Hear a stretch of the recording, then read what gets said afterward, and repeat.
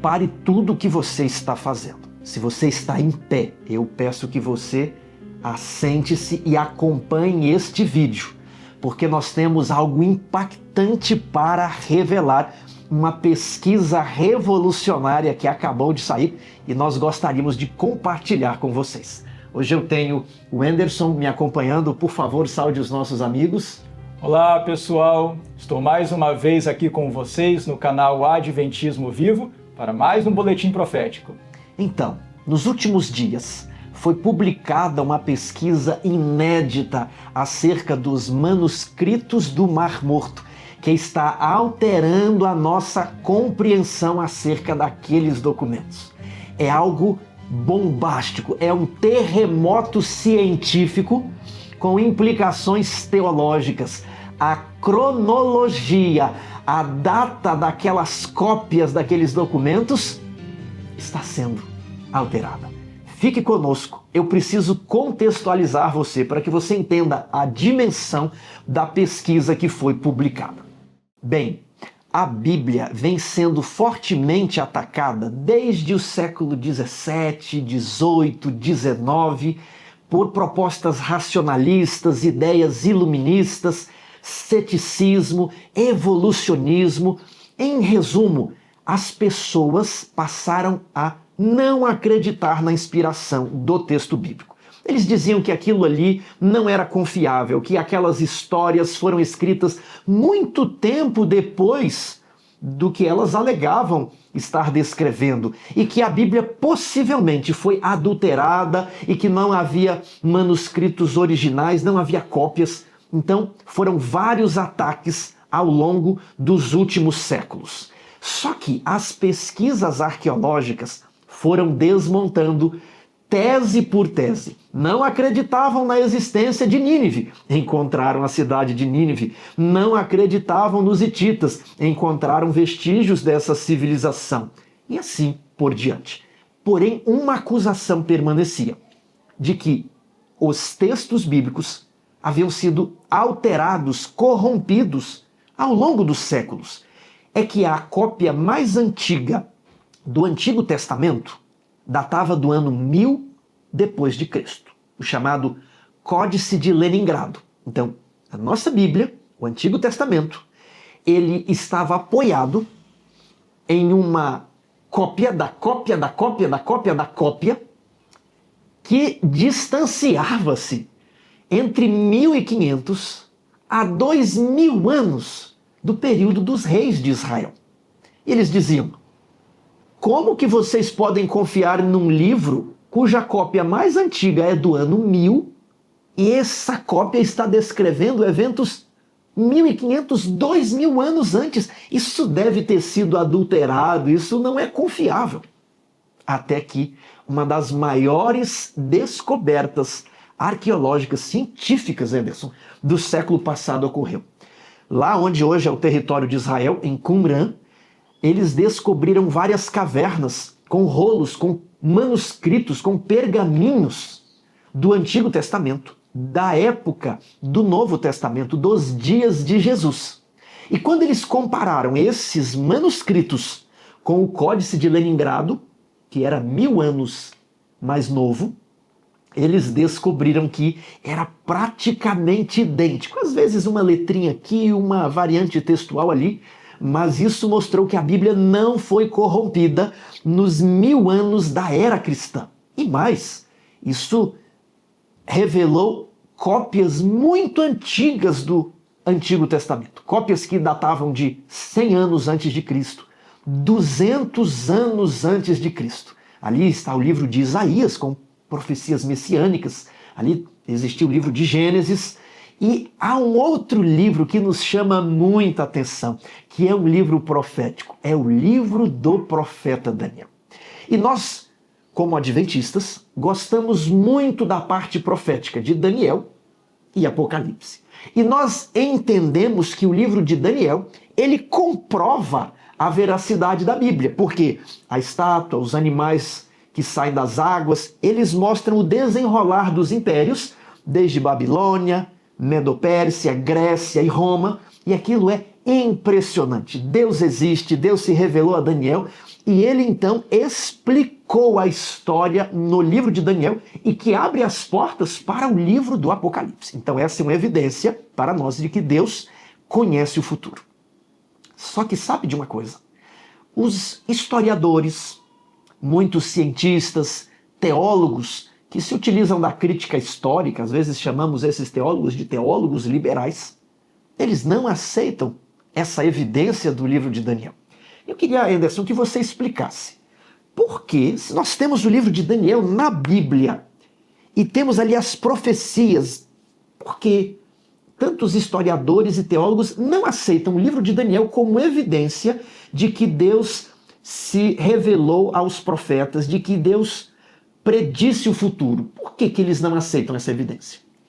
Bem, Tiago, quem lê a Bíblia e aceita a Bíblia, o relato bíblico do jeito como ele está, entende que o livro de Daniel foi escrito por um profeta que viveu ali no 6º século, 5º século antes de Cristo. Vamos colocar ali entre o ano 600 exatamente. E o ano 500 antes de Cristo. Exatamente. Por aí, por esses anos, viveu um homem que não exerceu propriamente o ministério de profeta, assim como Isaías, como Jeremias, como Ezequiel, como outros profetas de Israel, como Elias, como Eliseu, mas ele foi um estadista judeu entre os cativos lá na Babilônia, e ele, lá na Babilônia, recebeu visões e sonhos. Então isso no 6º século, no 5º século antes de Cristo.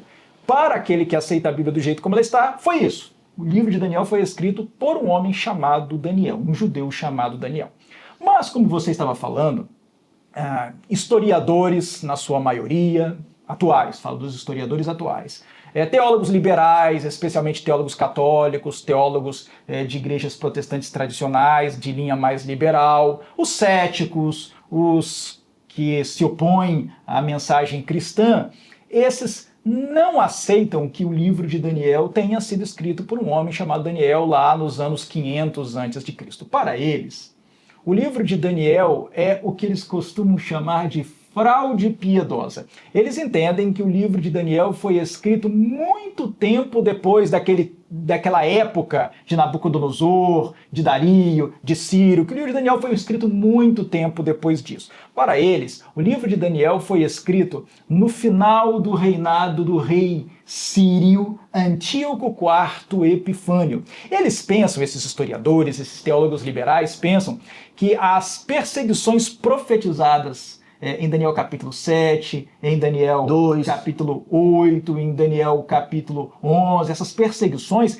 elas se referem às perseguições que os judeus sofreram da parte dos gregos no reinado do rei da Síria, Seleucido Antíoco IV Epifânio. E para isso, Tiago, eles tiveram, esses teólogos liberais, que modificar a interpretação tradicional das profecias. Por exemplo, você falou que a profecia de Daniel já falava de Babilônia, né? Seria o reino que existia na época de Daniel, mas já falava da vinda do Império Medo-Persa, do Império Grego, do Império Romano. Bem, mas se a profecia já antecipava a vinda do Império Romano, seria uma profecia impressionante. Mas para esses historiadores céticos, ateus e teólogos liberais, na verdade, os 4 reinos ali da estátua de Daniel 2 que você acaba de mencionar, também dos 4 animais de Daniel 7 e dos animais de Daniel 8, esses 4 reinos, esses 4 impérios, principalmente Daniel 2 e Daniel 7,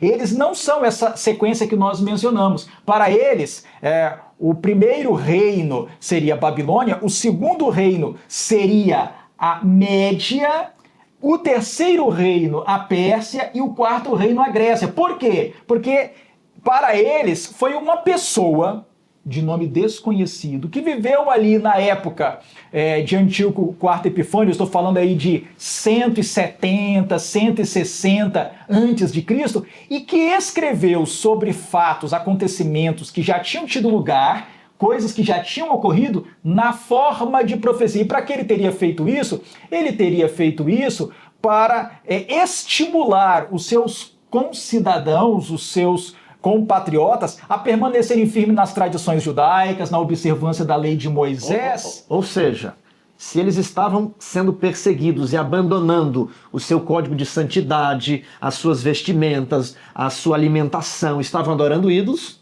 ou estavam pelo menos sendo pressionados a Sim. isso, alguns estavam cedendo. o livro de Daniel estimularia eles no capítulo 1. Exatamente. A ideia desses teólogos liberais seria de que justamente o livro de Daniel, desses capítulos todos, seria um estímulo a esses judeus ali dos anos 160, porque a perseguição ali foi em meados dos anos 160, antes de Cristo, seria um estímulo a esses judeus a permanecerem firmes nas suas tradições. Então, capítulo 1 estimularia eles a não utilizarem alimentos impuros. Isso, porque Antíoco Epifânio estava exigindo que os judeus comessem alimentos imundos, como carne de porco, por exemplo. O capítulo 2, deve existir profeta entre nós. O capítulo 3, não adorar imagens. Exatamente, e assim por diante. Então, esse escritor anônimo, que viveu ali no ano 170, 160 a.C., ele acertou as profecias, porque ele teria escrito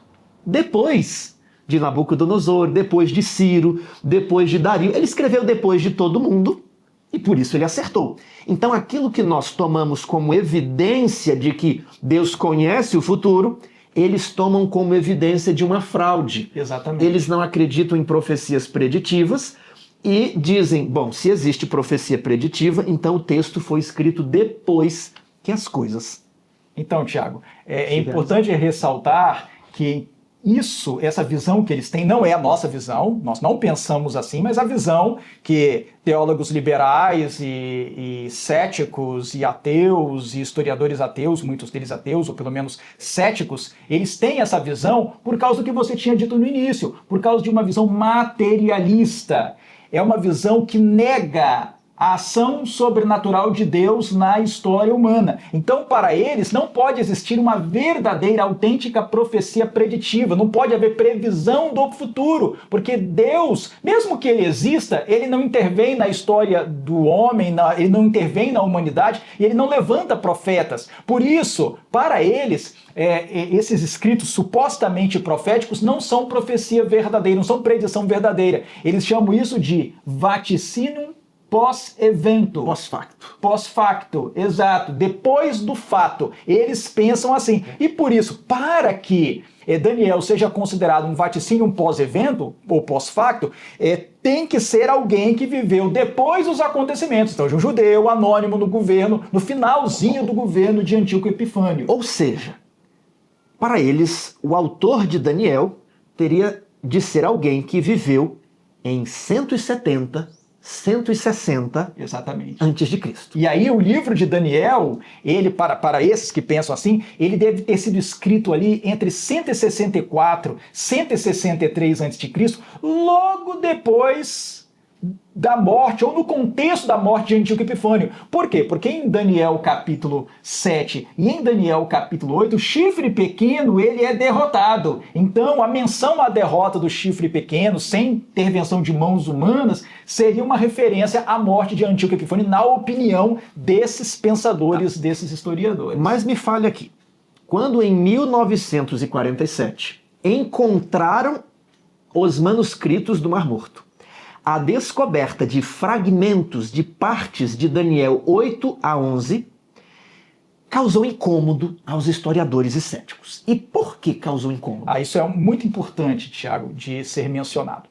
Foram encontrados ali, nas cavernas de Qumran, particularmente na caverna de número 4 de Qumran, ali no deserto da Judéia, fragmentos do livro de Daniel. Vários fragmentos, manuscritos de diferentes épocas, de diferentes décadas, ou diferentes séculos. Ali nós estamos falando, esses manuscritos do Mar Morto, como o Tiago já mencionou, eles são aí do período de 200, 250 até 300 anos antes de Cristo, indo até 100 anos depois. 100 anos depois de Cristo, mais ou menos aproximadamente. E foram encontrados fragmentos do livro de Daniel. E existe um documento, um fragmento do livro de Daniel, que é chamado o documento da caverna 4, numerado como 114, o documento 114 da caverna de número 4, que esse manuscrito é o mais antigo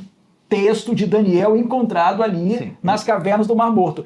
E quando foi feita a datação dos manuscritos do Mar Morto pelo método paleográfico, nós já vamos explicar o que é isso, esse manuscrito foi considerado como tendo sido produzido, essa cópia do livro de Daniel foi entendida como tendo sido produzida em algum momento entre 125 e 75 antes de Cristo. Aí o Tiago perguntou, mas por que isso causa um impacto, uma dificuldade? Vamos lá. Os eventos de Antíoco são da década de 160.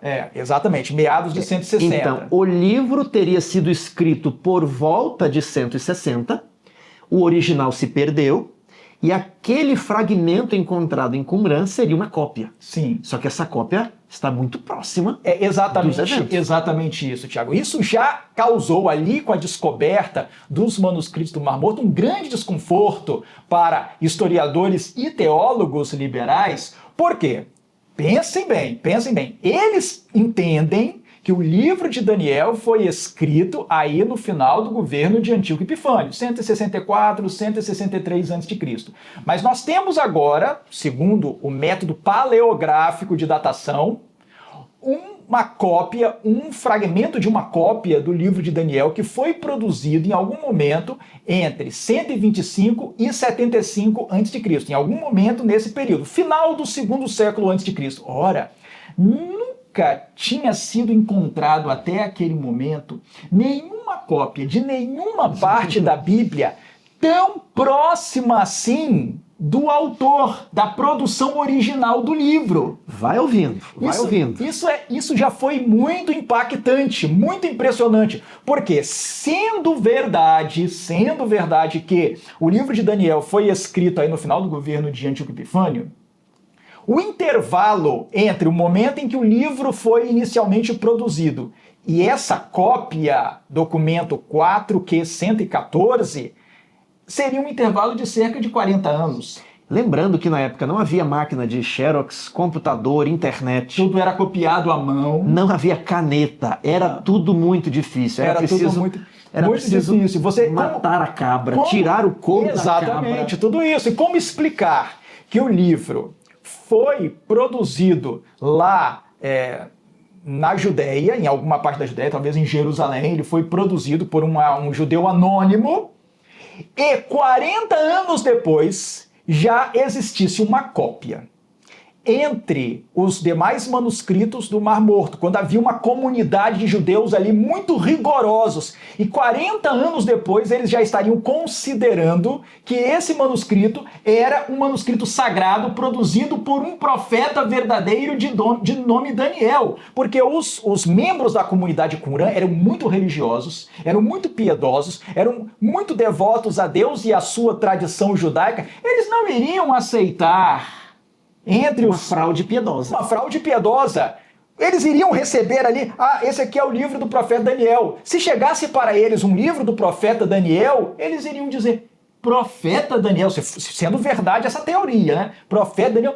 Que profeta Daniel? Nunca ouvimos falar de profeta Daniel. Como que eles iriam aceitar em tão pouco tempo um livro supostamente produzido pelo profeta Daniel? Para esse tipo de processo histórico, se espera um transcurso muito maior do tempo. Ou seja, vamos imaginar, eu escrevo hoje um livro sobre a descoberta do Brasil, uma história sobre a descoberta do Brasil. Que seja, eu iria dar um exemplo assim de um escrito religioso profético, okay, por causa da repercussão na comunidade religiosa. Se eu chego agora com um livro dizendo, olha, esse aqui é o livro do profeta Joaquim, e ele já profetizou tudo o que aconteceria aqui no Brasil. Ora, as pessoas iriam logo perguntar, eu nunca ouvi falar de profeta Joaquim, então como que esse livro ganharia credibilidade? Eu teria que escrever, esconder, tem que se passar um século, 100 anos, 200 anos, aí outras pessoas iriam encontrar, iriam copiar, iriam copiar e se passar mais tempo. E aí ninguém sabe o início. Não, esse livro é um livro muito antigo, já há muito tempo ele existe. Mas 40 anos apareceu um profeta Daniel de quem nunca 40 anos é dentro de uma geração. Ouvido falar, não, isso não era factível. Então, essa descoberta lá em meados do século XX já causou um grande desconforto, mas não é disso que nós viemos falar neste boletim. Sim. Isso aqui nós só estamos contextualizando para avançarmos no nosso assunto. Agora, o que acontece? Esses manuscritos foram datados por um método chamado método paleográfico. Eles olham a letra e veem como a caligrafia dos copistas vai sendo modificada ao longo das décadas, ao longo dos séculos. E ele fala assim, a maneira de fazer o Aleph é de tal época. Não, futuramente eles já escreviam essa letra desse outro jeito aqui. É igual se eles pegassem arquivos nossos e verificassem, olha, aqui estão fazendo letra cursiva com uma caneta Bic, então isso é dessa época. Aqui usaram a pena, então é mais antigo. Aqui já utilizaram máquina de datilografia, então é da década de 80, 90. Mas aqui já estão utilizando computador, então é depois dos anos 2000. E assim eles vão datando, né, pela forma da letra, as datas. E pelo método paleográfico, eles chegaram ali por volta da década de 70, né, 60, 70, aqui, algumas décadas atrás, e disseram, o livro de Daniel é mais ou menos do ano 125 ao ano 75, aquela cópia que estava lá. Agora, Anderson, como que eles conseguem, por meio da paleografia, ter tanta precisão assim, ou não é preciso esse método? É importante que você entenda o método de datação paleográfica. Esse método leva em consideração muitos fatores. Leva em consideração a caligrafia, em primeiro lugar, como o Tiago acabou de mencionar, mas também leva em consideração a gramática, a morfologia, vários aspectos. Você pode entender bem isso. Digamos que você encontre um papel antigo com uma escrita e você encontre ali farmácia com PH. Bem, farmácia com PH, um pedaço de jornal. Você já vai saber que esse jornal não é de 2025, não é do ano 2000, não é de 1980. É mais antigo. É muito mais antigo. Então você já vai saber disso. Assim também, a caligrafia das pessoas, quando todos os escritos eram manuscritos, essa caligrafia ia se alterando com o passar do tempo. A forma de escrever as letras ia se alterando. Mas como fazer a datação? Olha, vamos pegar o exemplo que eu acabei de dar. A palavra farmácia com PH. Digamos que nós já estejamos muito recuados no tempo, digamos que tenha se passado aí muito tempo, e eu encontro lá um fragmento com farmácia com PH. A princípio, eu não vou saber de quando é esse manuscrito, esse texto impresso, não um manuscrito, um texto impresso. Mas digamos que depois eu encontre um outro pedaço de jornal, um fragmento, um pedaço rasgado. Mas é aquela parte do título do jornal, do nome do jornal, onde está lá a data de publicação daquela edição. E logo abaixo, algum começo de matéria, um pedaço da matéria com a palavra farmácia com PH. Ah, sim, agora eu já tenho uma informação, referência. Um marcador. Eu tenho a data da edição do jornal e a palavra ali, farmácia com PH. Então, com base nesse pedaço que tem data, eu posso estimar, ter uma ideia de quando foi escrito aquele outro pedaço que não tem data. Assim também, a paleografia em termos de caligrafia. Se eu pego um pedaço de um papiro ou um pedaço de pergaminho, mais frequentemente pergaminhos que duram mais, e eu vejo que as letras estão escritas de uma determinada forma, com um certo desenho, só por aí eu não vou saber, pela paleografia, de que época é esse texto. Mas se eu encontro um documento, um pedaço de pergaminho, que tenha ou uma data, ou mencionando um evento histórico próximo, eu já vou poder ter uma ideia de em que época foi escrito aquele pergaminho. Então é esse cruzamento de pergaminhos com data ou de pergaminhos que fazem referência a eventos históricos com pergaminhos que não tem nenhuma informação cronológica, nenhuma data indicada. Agora, um dos maiores pesquisadores deste assunto é o Frank Moorcross, que era um erudito de Harvard e ele é o responsável pelas datações mais confiáveis sobre os manuscritos do Mar Morto. Exatamente. E ele teria estipulado ali o ano 125 e 75 a.C. para o fragmento do livro de Daniel. Sim. Agora, o que você acha dessas técnicas de paleografia que o Cross utilizava? O Frank Moore Cross, ele é considerado um dos maiores especialistas, ele foi um dos maiores especialistas sobre os manuscritos do Mar Morto e a datação dos manuscritos do Mar Morto. Na verdade, o artigo dele sobre esse assunto é um artigo paradigmático, ele é um referencial para todos os demais estudiosos do assunto. E, na verdade, muito do que foi publicado depois, basicamente apenas repetiu as conclusões de Cross no seu artigo a respeito. Agora, esse método é um método neutro, objetivo, ou ele tem margens para desconfiança? Ele dá muita margem para desconfiança, não no sentido de sua total rejeição, Sim. como se não fosse um método relevante, mas ele dá margem para grandes imprecisões.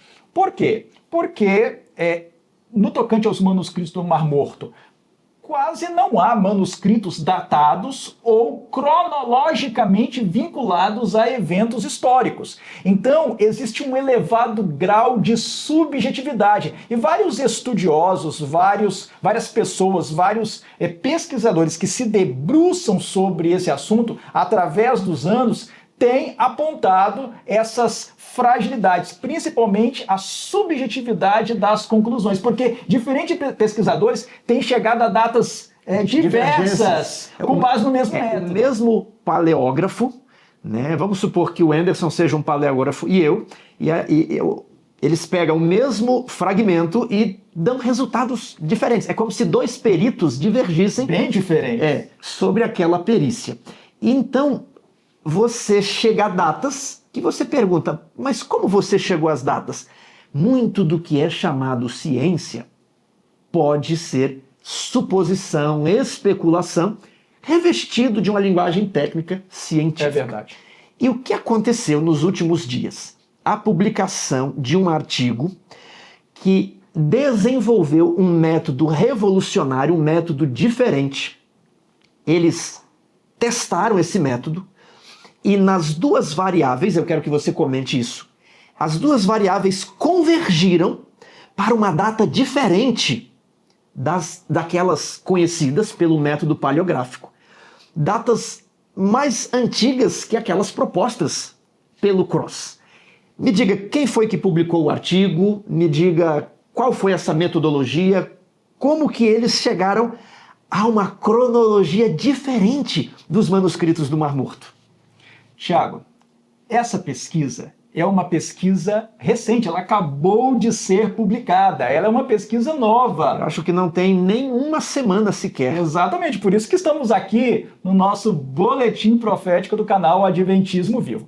É uma pesquisa de grande porte, produzida por uma equipe de especialistas da Universidade de Groningen, da Holanda. Essa equipe foi coordenada por um pesquisador chamado Miladen Popovic.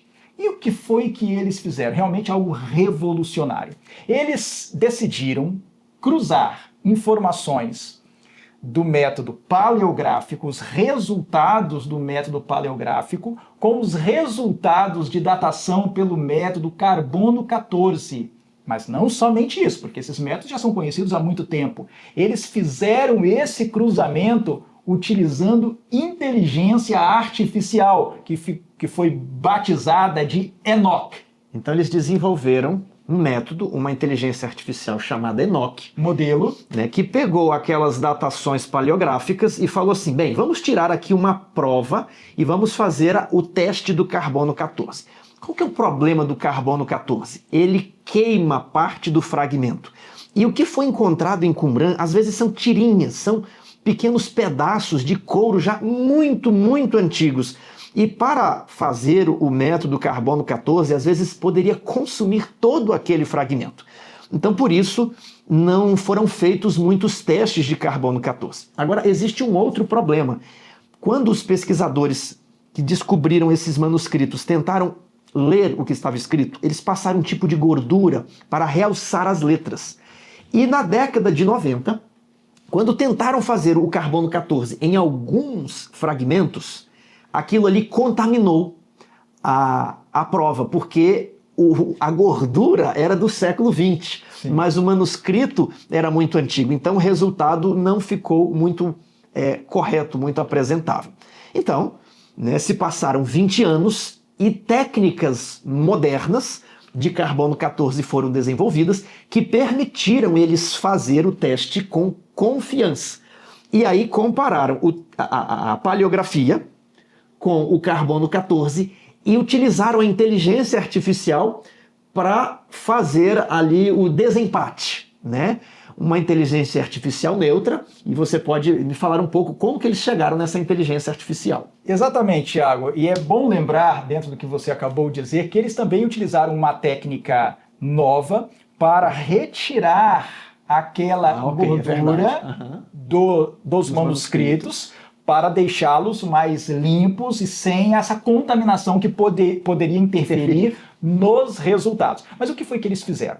Agora nós temos a inteligência artificial. Eles treinaram uma inteligência artificial. Primeiramente, eles treinaram a inteligência artificial com dados de outros textos, de outros manuscritos.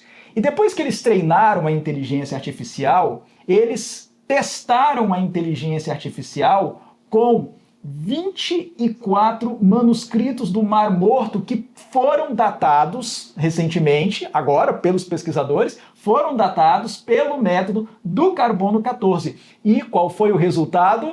O resultado é que a inteligência artificial Enoch que eles desenvolveram, aplicada a esses 24 fragmentos de manuscritos do Mar Morto, deram resultados muito próximos, ou seja, o resultado da inteligência artificial foi muito próximo do resultado da aplicação do método carbono 14 sobre esses manuscritos, com uma diferença de cerca de, no máximo, aí, 30 anos. Então, o método do carbono 14 divergiu da paleografia do Cross. Exatamente. O método carbono 14 disse que as cópias do Mar Morto eram mais antigas. Sim. E aí, quando eles colocam a inteligência artificial converge para o carbono 14, dizendo que aqueles métodos de paleografia havia algum problema com eles, porque nós temos duas testemunhas, o carbono 14 e a inteligência artificial, convergindo para uma data mais antiga. Em alguns casos, houve, nesse primeiro momento, uma convergência com a paleografia, mas em outros momentos não, em outros casos não havia convergência com a paleografia. Antes da gente prosseguir, deixa eu apenas mostrar esta imagem aqui no computador, que ela já vai ajudar a você perceber o que está acontecendo. Veja esse gráfico, isso aqui está em um dos apêndices do estudo. Na cor rosa, nós temos as datações do Cross e outras datações paleográficas de referência. Na cor azul, nós temos o método do carbono 14. E a cor verde é a inteligência artificial. Então você vai olhar aí e ver que rosa, as datas estão ali mais no ano 100 a.C. Quando eles colocam o carbono 14, principalmente da metade para baixo na imagem, as datas vão ficando mais antigas. E a inteligência artificial em verde está confirmando as datas do carbono 14. Tiago, esse gráfico que você está mostrando aí para os espectadores na tela é muito interessante e ele precisa ser bem compreendido. Vocês podem ver que no lado esquerdo há uma lista de siglas que são os títulos dos documentos que estão sendo examinados. São os manuscritos que estão sendo examinados. Os manuscritos do Mar Morto. Do Mar Morto, exatamente. Na parte de baixo, existem ali as datas. Então, 300 a.C., 200 a.C., 100 a.C. e depois, a partir de 1, vai subindo novamente, 100 depois de Cristo, 200 depois de Cristo. E ali no lado direito é uma classificação dos documentos como documentos do período herodiano, documentos do período asmoneu, é essa classificação que vocês estão vendo aí na tela. Então, como o Tiago disse, vocês podem ver que quanto mais para a esquerda o documento é mais antigo. Quanto mais para a direita, ele é menos antigo. E aí vocês podem ver, como o Tiago já ressaltou, que as marcações de rosa são pelo método paleográfico e elas tendem a ser mais posteriores, mais recentes. E já as marcações de azul, que são pelo método do carbono 14, o radiocarbono, elas são mais antigas, ou tendem a ser mais antigas. E nós temos aí o verde, que é a inteligência artificial. O que nós estamos ressaltando, que o documento, a pesquisa está ressaltando, é que a datação pela inteligência artificial, modelo Enoch, que foi desenvolvida por essa equipe de pesquisadores, está convergindo mais com o método do carbono 14 do que com o método paleográfico. Okay. Agora, quais as implicações disso para o livro do profeta Daniel? Sim, Tiago, agora sim nós chegamos ao que é o objeto principal deste vídeo. Qual é realmente a implicação dessa pesquisa para o livro de Daniel? Bem, como nós já falamos, foram encontrados ali nas cavernas de Qumran vários fragmentos do livro de Daniel, mas há um fragmento que é mais antigo, já parecia ser mais antigo que os demais, e o método paleográfico já indicava que era mais antigo que os demais. Para Frank Moorcross, esse documento era do final do segundo século a.C., ou seja, entre 125 e 75 a.C. A posição dele, método paleográfico, comparação de caligrafia, comparando caligrafia com caligrafia.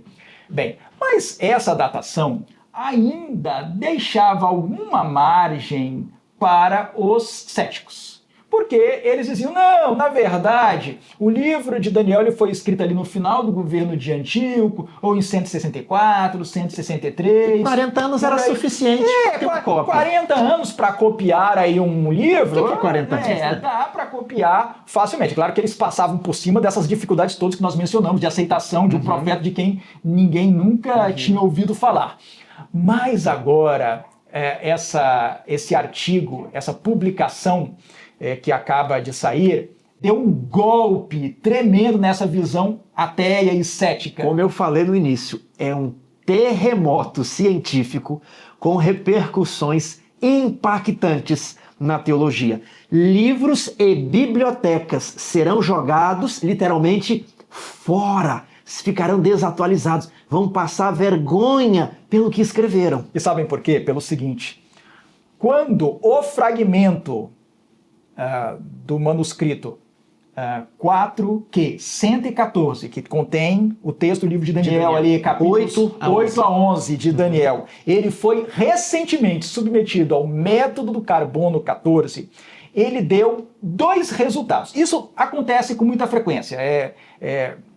O método do carbono 14, por causa da sua própria natureza, ele dá 2 faixas temporais, ou mais, ou até mais do que 2 faixas temporais, em que o documento pode ter sido produzido. Então, no caso do manuscrito 4Q114, o método carbono 14 ofereceu 2 intervalos em que esse documento pode ter sido produzido. O primeiro intervalo, segundo a pesquisa, foi o intervalo de 355 a 285 antes de Cristo. Olha o que é isso! Eu falei para vocês que era algo impactante. O carbono 14 jogou o livro de Daniel por essa primeira faixa quase 200 anos para o passado.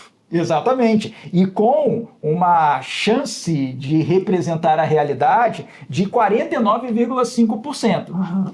Mas, como o método dá 2 faixas ou mais, 2 intervalos ou mais durante o qual o documento pode ter sido produzido, a outra faixa que foi dada foi de 230 a 160 a.C.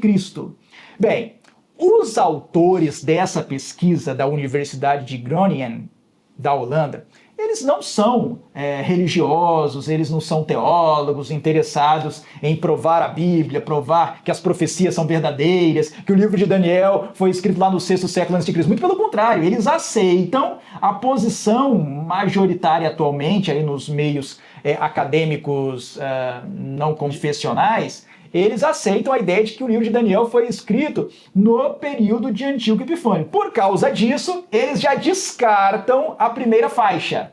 A primeira faixa que vai de 355 a 275. Bem, é claro que eles não falam somente isso, eles dizem que também é porque a redação do livro de Daniel nesse fragmento se parece mais com a redação de documentos dessa época, do 2º século, da época de Antíoco.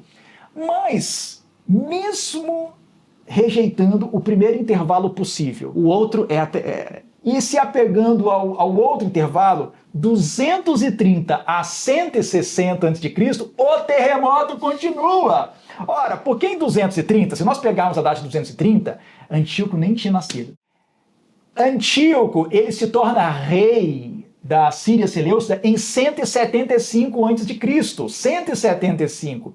Então, a data dessa cópia, é a cópia, não é o original. Não é o original. A data da cópia, na melhor das hipóteses, teria sido copiado em 160. 160. Se levam anos para essas cópias se difundirem-se, quando é que o livro, segundo eles, o original, teria sido escrito? E eles falam isso. O artigo chama especialmente atenção para o manuscrito do livro de Daniel. 4Q 114. Eles dizem, olha, é uma coisa impressionante. Nós vamos ter que rever todo o nosso conhecimento, nosso entendimento de como esses livros foram produzidos, e eles rapidamente foram copiados. A tese deles é de que, olha, aconteceu alguma coisa, que esse livro foi escrito e já foi copiado imediatamente, já foi parar lá no deserto da Judéia, numa comunidade de crentes rigorosos. Eles não estão admitindo a hipótese de, bem, talvez o livro foi composto séculos atrás.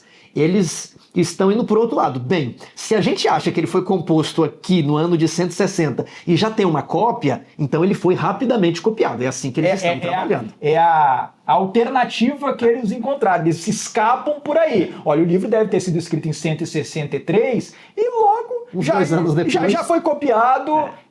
Mas lembre-se de que 160 é o final da margem. É o final da margem do carbono 14. Eles estão admitindo a melhor interpretação. Para salvar o método histórico crítico e a visão do método histórico crítico, a visão dos pesquisadores ateus e céticos a respeito do livro de Daniel. Agora, é bom lembrar, e já existe até bastante material na internet sobre o assunto, que existem várias evidências dentro do livro de Daniel de que o livro de Daniel é muito mais antigo que isso. Por exemplo, o livro de Daniel fazia referência ao rei Belsazar. Durante séculos, ninguém sabia mais quem era esse Belsazar. Improvável que no 2º século a.C., nos anos 160, 170, sem universidade, alguém soubesse. Só recentemente, no século XIX, começo do século XX, com a descoberta de tabletes lá da Babilônia, é que descobriram, na verdade, o rei principal era Nabonido, mas Nabonido saiu de Babilônia e deixou ali em Babilônia seu filho Belshazzar, que é o Belsazar. E existem várias outras evidências ali do livro de Daniel que indicam um livro muito mais antigo. E essa agora informação dessa pesquisa só vem a realçar essa ideia. O que nós vemos é que com o passar dos séculos, a Bíblia tinha razão. Cada nova descoberta só vai reafirmando o que a igreja, o que os crentes, o que os cristãos já acreditavam há mais tempo. E essa foi mais uma descoberta e que a partir de agora é que ela vai impactar o mundo teológico. Sim. Né? A partir de agora as pessoas vão se debruçar sobre a pesquisa. Eu e o Anderson estávamos lendo, eu quero até ler aqui um trechinho. Eles atacam, geralmente os textos acadêmicos, eles são mais sutis, mas eles falam até de maneira bem direta, né, contra os métodos do Cross, da paleografia, e dizem que mais pesquisas nesse sentido da equipe, eles dão a entender que mais coisa será publicada e que novos estudos terão de ser feitos, principalmente com o manuscrito 4Q 114, que é de Daniel. Isso vai precisar ser estudado, isso vai precisar de ser entendido. E eu quero ler aqui o trecho do artigo, e eu vou mostrar aqui a página da Universidade de Groningen, a matéria publicada, Manuscritos do Mar Morto, mais antigos do que previamente se supunha. Aqui o professor que coordenou a equipe, e aqui embaixo você encontra o link para acessar o artigo. Agora, dentro já do artigo, eu destaco aqui o último parágrafo. Os resultados deste estudo, portanto, desmantelam suposições históricas infundadas e limitações cronológicas e questionam a validade da tipologia relativa do modelo padrão. Essa tipologia aí seria o método paleográfico que olha a tipografia das fontes das letras. Essa tipologia relativa só pode ser mantida com restrições. A dispersão dos manuscritos do tipo Asmoneu ao longo da linha temporal não afeta significativamente a tipologia relativa a padrão, mas os intervalos de data mais antigos do século II dos manuscritos do tipo herodiano desafiam a tipologia relativa. Mais pesquisas são necessárias para solucionar essa questão, para solucionar esse problema. E a Bíblia tinha razão. E eu fico ansioso para saber o que mais não será revelado. E chamo a sua atenção para essa linguagem. Portanto, os resultados deste estudo desmantelam suposições históricas infundadas. Anderson, é um terremoto, é uma sacudidura e muita coisa precisará ser revista. Muitos livros de teologia que se supunham ser o auge, a ciência, as verdadeiras ideias sobre Daniel precisarão ser reescritos. O Tiago não está falando de nossos livros de teologia, mas de vários autores de diversas correntes teológicas fora do nosso meio e que não acreditam que o livro de Daniel tenha sido escrito por um profeta Daniel. Essa pesquisa só vai ao encontro daquilo que nós já reafirmamos como igreja há mais de 180 anos. Anderson, você gostaria de deixar uma última mensagem para os nossos amigos? Bem, eu quero dizer para você que assistiu a este vídeo que pesquisas como essa vêm simplesmente a reforçar a nossa confiança nas Escrituras Sagradas como sendo obra da inspiração divina. Confiança também no Senhor Jesus Cristo, para quem as Escrituras apontam. E lembrando que o Senhor Jesus se pronunciou sobre esse assunto do livro de Daniel, quando ele disse, lá em Mateus capítulo 24, versículo 14, quando, pois, virdes o abominável da desolação de que falou o profeta Daniel no lugar santo, quem lê, entenda, preste atenção às profecias de Daniel. Ok, já que você terminou com o texto, eu gostaria de ler um texto também. Eu gostaria de convidar a você a estudar mais as profecias de Daniel. Talvez você nunca ouviu este assunto. Estude Daniel, Apocalipse, e você descobrirá uma vitalidade, uma alegria, uma esperança como você nunca havia visto antes na Bíblia. Daniel e Apocalipse são livros incríveis. E Daniel, capítulo 12, no verso 8, o Daniel queria entender uma profecia que o anjo havia acabado de lhe revelar. Eu ouvi, mas não compreendi, e por isso perguntei, meu Senhor, quando será o resultado disso? Ele disse, siga o seu caminho, pois essas palavras estão seladas e lacradas até o tempo do fim. E eis que chegamos até o tempo do fim, e os mistérios do livro de Daniel estão sendo revelados. Muitos serão purificados, alvejados e refinados, mas os ímpios continuarão ímpios. Nenhum dos ímpios levará isso em consideração. Eles não entenderão, mas os sábios entenderão. Continue, Daniel, o seu caminho até o tempo do fim. E nós iremos continuar lendo e estudando esse livro maravilhoso que sempre nos surpreende. Que Deus abençoe você e a sua família. Compartilhe esse vídeo. Anuncie essa descoberta para todos os seus amigos e membros de igreja. Que Deus esteja com todos vocês.